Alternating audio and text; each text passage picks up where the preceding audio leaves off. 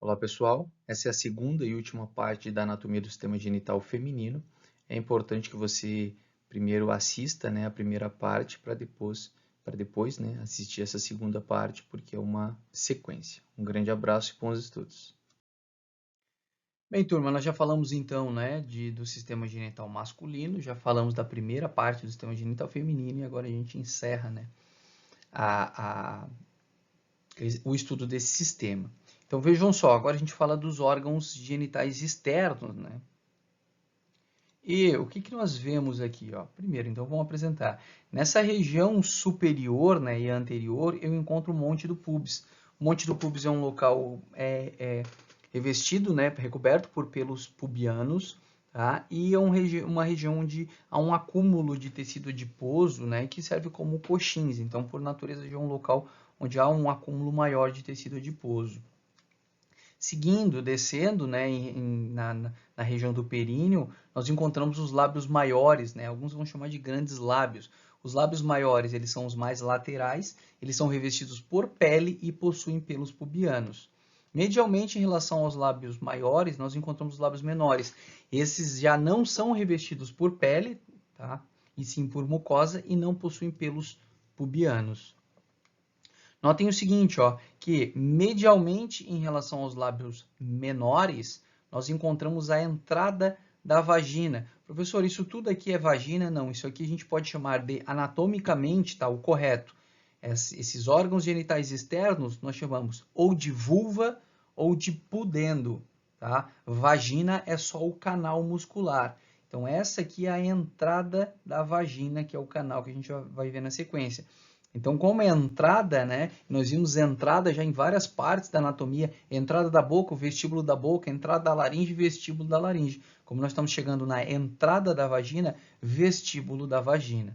Então, nós encontramos ali, ó, o vestíbulo da vagina, e aí nós encontramos aqui o ósteo, ó, tá? O ósteo da vagina, que vai estar entre a vagina propriamente dita e o vestíbulo da vagina, que no local do ósteo nós vamos encontrar o ímen, tá? Que nesse caso aqui já está roto, ó. Essa carúncula, essas preguinhas que ficam aqui, tá? São resquícios, do ímen que já foi roto, foi rompido e não está mais aqui presente. O que nós encontramos então, ó, entre o ósteo da vagina e os lábios menores aqui, vamos dizer, essa região medial toda é o vestíbulo da vagina.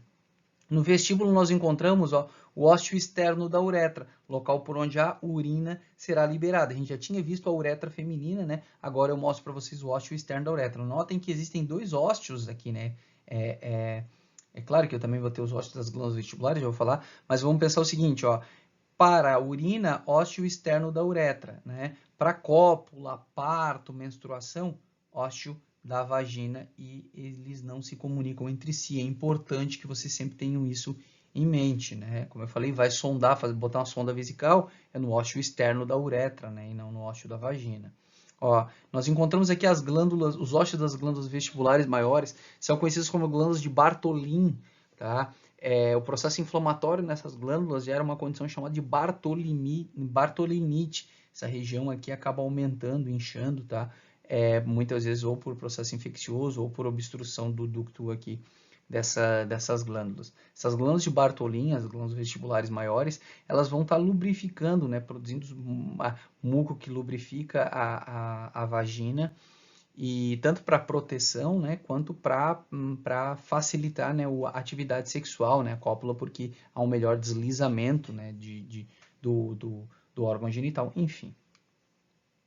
Bom, e o que nós vemos aqui, ó, no ponto de encontro superior dos lábios menores, encontramos o clitóris. Ó. O clitóris, ele tem que ser visto, tá, do ponto de vista anatômico, como se fosse um mini pênis, um pênis em miniatura. Por quê? Você vai dizer, professor, mas não é um mini pênis. Não, é óbvio que não é. Mas o clitóris possui corpo esponjoso, corpos cavernosos, possui glande, possui prepúcio, tá? Aqui está o prepúcio, freno do prepúcio, aqui está o prepúcio do clitóris. E ele é tecido erétil, assim como o pênis, tá? No corpo masculino, lá dentro do útero existe, lá no colículo seminal existe uma aberturinha, eu acabei nem falando, mas posso falar agora, chamada de utrículo. Se o corpo masculino tivesse desenvolvido, né, lá no desenvolvimento embrionário em um corpo feminino, naquele utrículo formaria uma vagina. E no corpo feminino, se esse corpo tivesse se desenvolvido como um corpo masculino, o clitóris, o tecido que formou o clitóris formaria um pênis. Assim como o tecido que formou os lábios maiores formaria o escroto, tá? Então, só para vocês verem que existe aí bastante semelhança, certo? E, como eu falei, o clitóris ele vai ser tecido erétil, assim como o pênis. Tá? Ó, prepúcio, vai ter glande, enfim, né? Tudo como assim como o pênis também possui. Ó, aqui existe, né, a comissura anterior dos lábios, né, algo de um pouco menos de importância, mas descrevi aqui. E olha só, a comissura posterior, vale lembrar, turma, que essa região aqui, ó, mas isso vocês vão estudar lá na anatomia da pelve e do períneo, tudo isso aqui é períneo, né, mas essa regiãozinha aqui, ó, é chamada de períneo clínico, tá? Inclusive eu encontro aqui a RAF do períneo, entre o ânus aqui, ó, e a comissura posterior dos lábios, nós encontramos o períneo clínico, local onde é feita a episiotomia, por exemplo, o corte aqui no parto normal, né, no parto fisiológico.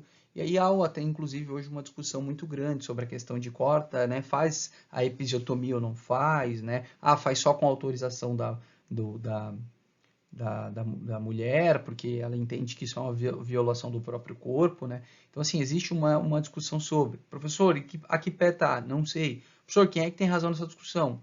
Não sei, eu não sou o mais indicado, como eu falei para vocês, sou só um professor de anatomia, eu trago a informação. Agora, vale lembrar que existe sim uma importância, existe uma discussão muito grande sobre essa questão. Ah, quando que se deve fazer uma episiotomia, né? Qual é a forma correta, anestesia, não anestesia, sutura, não sutura. Há o profissional que defenda, há o profissional que ache, concorde que algumas vezes é feito. Mas aí, assim, ó, eu trago para vocês como informação de que há uma discussão sobre, mas eu não tenho condição de colocar. Acho que a discussão sempre é válida. A discussão sempre é válida, né? Desde que se respeite, desde que tenha argumento, a discussão sempre é válida. Agora, qual vai ser o desfecho em relação a essa questão, se corta ou não corta no parto normal, no parto natural, eu não sou mais indicado, né? Mas vocês possivelmente têm condição de me buscar informação. Vai encontrar informação em vídeo, vai encontrar informação possivelmente em artigo, né? Então vai de cada um, né? Eu não passei ainda pela gineco também, então eu conheço muito pouco sobre. Aqui a gente encontra a RAF do períneo, certo? E olha só, nós vemos aqui o lábio maior, esse aqui é um corte, né? Então, é o lábio maior. Medial a ele, o lábio menor. Medial aqui ao lábio menor, ó, o vestíbulo da vagina. E no final aqui, né? Essa porção, esse órgão muscular que sempre fica colabadinho, vai estar aberto somente, né, durante cópula, menstruação ou parto, né, que é a vagina. Vale lembrar, turma, que no final da vagina aqui, ó, quando ela vagina, é como se a minha mão aqui ó, fosse o colo do útero. A vagina vem fechadinha, mas quando ela vai abraçar o colo do útero, ela se dilata assim. Ó. Então a porção final da vagina aqui ela é dilatadinha e essa porção é conhecida como fórnice da vagina. Alguns livros trazem como fornix, tá? Com X aqui, ó. Tanto faz, tá? Em português e a nômina traz como fórnice da vagina. É uma região um pouquinho mais dilatada, né? É uma região onde quando se faz o preventivo se colhe material tanto do colo quanto do fórnice, né? Ou seja, da região adjacente. É a região onde é colocado o espéculo também para afastar, né, as paredes da vagina e conseguir observar aqui o colo do útero. Bom, as escavações pélvicas. Turma, por que é importante falar dessas escavações pélvicas? Ó, notem o seguinte, existe um espaço entre a bexiga e o útero e essa escavação aqui, ó, esse recesso feito por peritônio, né? O peritônio vem aqui, ó, o peritônio parietal, né? Vem, envolve aqui já vira peritônio visceral, né? Ó, envolvendo a víscera, volta, né? Peritônio visceral volta a ser parietal aqui.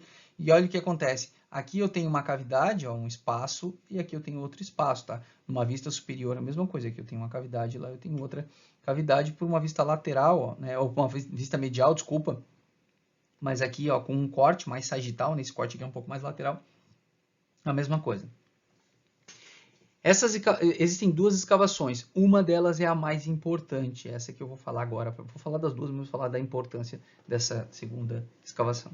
Essa escavação posterior, ó, é conhecida como escavação ou recesso, tá? Muitos vão chamar de recesso, eu chamo até mais de recesso do que escavação. Esse é o recesso reto uterino, ou escavação reto uterina. Professor, eu não entendi o porquê recesso reto uterino. Porque está, olha só, entre o reto, aqui está o reto, e o útero, ó. Essa escavação ela é conhecida, tá, pelo epônimo dela, fundo de saco de Douglas. Tá? Então ela vai ser muito mais conhecida como fundo de saco de Douglas. E eu tenho uma outra escavação, eu não, né? Eu apresento para vocês, né? O corpo feminino tem uma outra escavação, ó, escavação ou recesso, né? Reto uterino ou fundo de saco de Douglas.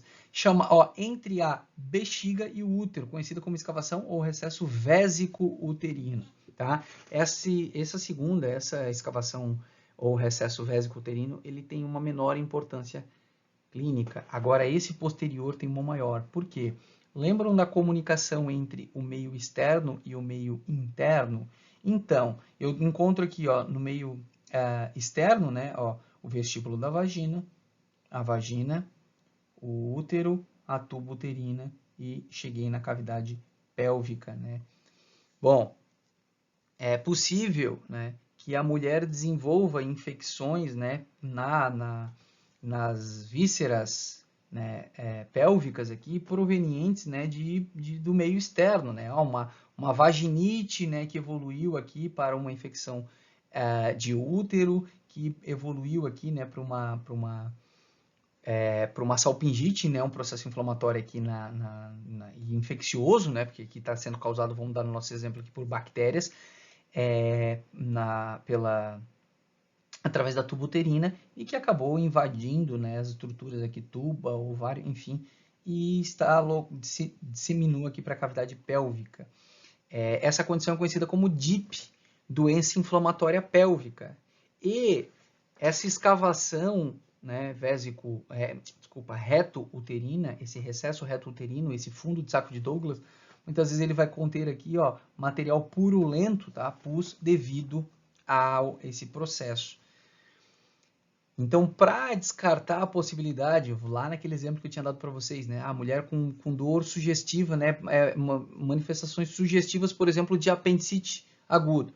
Para descartar, né, essa possibilidade, né, para fazer diagnóstico diferencial, para fazer o diagnóstico correto, inclusive, o profissional pode fazer uma manobra que cursa em tocar, fazer um toque aqui vaginal e comprimir essa região posterior do fórnice da vagina. O fórnice da vagina é isso aqui tudo na região posterior. Quando comprime, se essa região estiver infeccionada, se estiver purulenta, ela vai cursar com dor, né? A mulher manifesta dor, inclusive esse sinal é conhecido como grito de Douglas, não é que ela grita, tá? Mas e por que é conhecido como grito de Douglas? Eu nunca fui atrás, tá? Nunca fui pesquisar. Se vocês quiserem, fiquem à vontade. Se vocês quiserem pesquisar e me informar, depois eu acabo agradecendo, certo? Mas é conhecido como o sinal, o grito de Douglas, né? Quando há manifestação de dor nessa região. Dor nessa região, quando se comprime o fórnice da vagina aqui posteriormente, né? Corrobora, né, com a possibilidade aqui de diagnóstico de DIP. É possível ainda que o profissional faça uma punção, ó, coloque uma agulhinha aqui, perfure aqui o fórnice posterior da vagina, chegue aqui até o fundo de saco de Douglas e colete um material para análise, verificar que tipo de material que se encontra ali, se fazer uma cultura, verificar se houve crescimento bacteriano, enfim, certo? Então aqui é algo bastante importante, né, para a gente estar falando, relembrar sempre que a anatomia aqui da vagina, né, ou seja, ó, a anatomia do sistema genital feminino, podendo aqui se comunica com a região pélvica, né, através dessa abertura, coisa que não acontece no corpo feminino, por isso que a gente tem que dar muita atenção, né, do ponto de vista de saúde, né, quando a gente está falando de região genital, quando a gente, né, relacionado ao corpo feminino, tá? Coisa que o corpo masculino não é que a gente não tem que dar atenção, a gente tem que dar atenção também, mas ele é pouco menos vulnerável, né, devido a essa anatomia que a gente está falando, certo? Vocês vão estudar depois, mais para frente, inclusive da microbiologia, que inclusive para evitar a disseminação de infecções e tudo mais, a mulher por natureza, né, não é durante toda a vida, mas em grande parte do período da vida, principalmente no período fértil, ela possui como flora normal, tá? Como microbiota normal da vagina, um tipo de lactobacilos, chamados lactobacilos acidófilos, conhecidos como bacilos de Duderlein. A mulher produz um glicogênio aqui na vagina, esse glicogênio serve como fonte de energia para essas bactérias, e essas bactérias deixam o pH vaginal mais ácido, ou seja, mais inóspito para o desenvolvimento de várias bactérias que seriam nocivas. Então, veja, são bactérias, né, fazendo uma parceria com o corpo feminino, produzindo aí, né, porque ela produz o ácido lático, né, por isso lactobacilos acidófilos. E então essas bactérias que se nutrem